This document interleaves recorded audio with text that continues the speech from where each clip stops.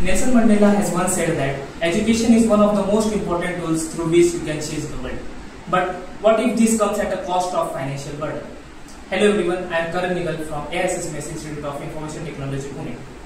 Today I am presenting you with a well-researched, factual and statistic-backed perspective on the topic government schemes and its implications.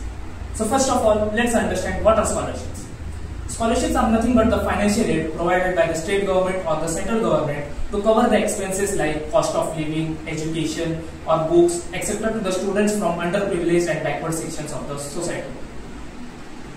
Scholarship is one of the most important tools for social inclusivity and to democratize education for all. It aligns with the Article 46 of the Constitution that gives emphasis for technical advantage for the students from the backward sections. It is also important for a country like India, where the education fees could go to as high as 3 lakh rupees per year. Now, having seen the scholarship, let's take a brief look at the history of scholarships in India. From colonial initiatives to present-day inclusive programs, these are evident about the nation's consistent commitment to social inclusivity and human capital development. If we talk about the pre-independence period, initiatives of Dr. B.R. Ambedkar led to the first scholarship for SC and ST students in 1921. In the post-independence era, the 1956 UGC Act gave merit-based scholarship to students. Later on in 1961, post-matric scholarship was allocated for SC and ST students by the Ministry of Education.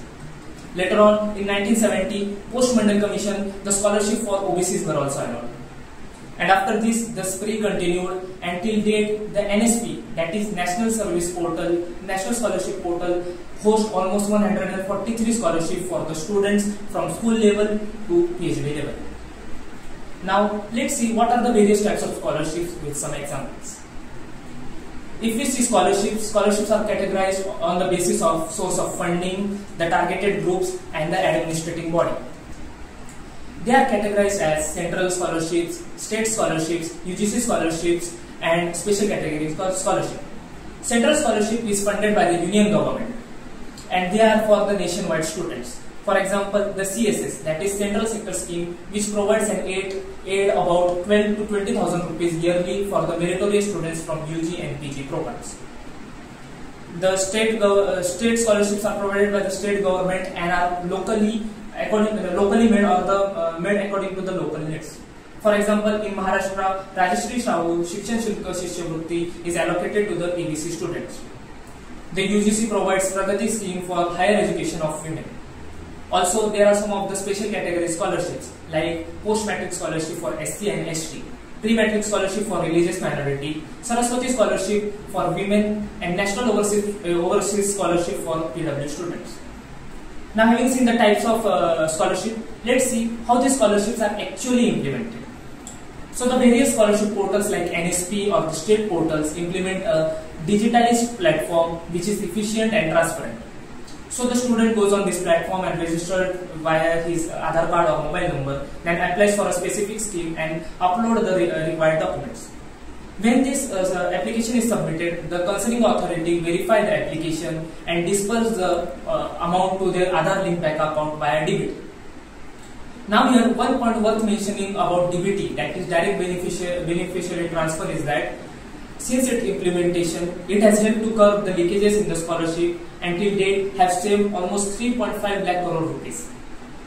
Now, having seen the implementation, let's see what actual impact these scholarships make into the society. To understand this, let's undertake some of the statistics. Almost every year, 18 million students get benefit from the scholarship worth 370 crores. If we talk about the public school, due to scholarship, the absenteeism has been reduced by 35%. The dropout rate has been reduced to 18% and the gross enrollment ratio has been increased by 15%. In higher studies, the gross enrollment ratio has been as high as 28 to 30%. If we talk about gender parity, the scholarship for the minorities are enjoyed by the girls to 50%. All these statistics are evident in itself the positive impact this scholarship makes. Now, even though there are so many meaningful impact this scholarship make into the society, there are also some of the major concerns regarding it. One of the most major concern is about the consistent decline in the number of beneficiaries and the funds allocated to the scholarships. For example, the beneficiaries of ST schemes have been decreased by 50% after COVID. There has been 60 lakh dropouts from SC and ST categories.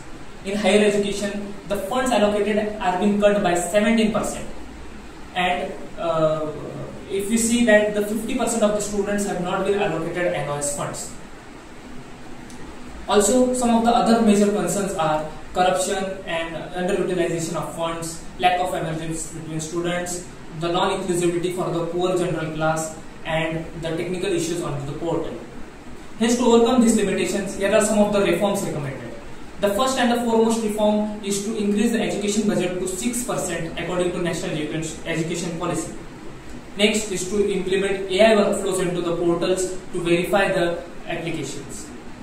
Next, to implement cutting-edge technologies like cryptocurrency and blockchain to curb corruption. To form national level committees to think about the inclusivity about the schemes. And the last but the most important is to make a public plus private plus NGO based model to efficiently disperse scholarship all over the nation. In the end, I would just like to say that having discussed this topic so thoroughly and deeply, I leave it to your consciousness to decide and conclude about the topic. I would just like to say in the end that scholarship not only fund education, but they empower the future, they unlock the dreams and build a nation where every mind sparks. Thank you.